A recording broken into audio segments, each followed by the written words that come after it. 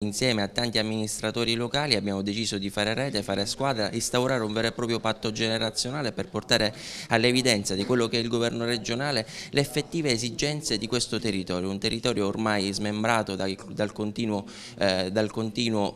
propinguarsi di eventi catastrofici che distruggono le nostre strade, distruggono le nostre opere pubbliche, il rischio idrogeologico che è sempre dietro l'angolo e che causa non ben pochi danni al nostro territorio. Diciamo che oggi proprio lanciamo un ordine del giorno che coinvolgerà i diversi comuni e tramite questa iniziativa di carattere politico-amministrativo contiamo di coinvolgere il governo regionale con un atto forte che possa dare appunto una spinta e una smossa affinché possano essere trovate delle risorse per i nostri comuni, affinché possa essere anche svincolato il patto di stabilità per quelle risorse che poi vengono utilizzate nella prevenzione del dissesto idrogeologico.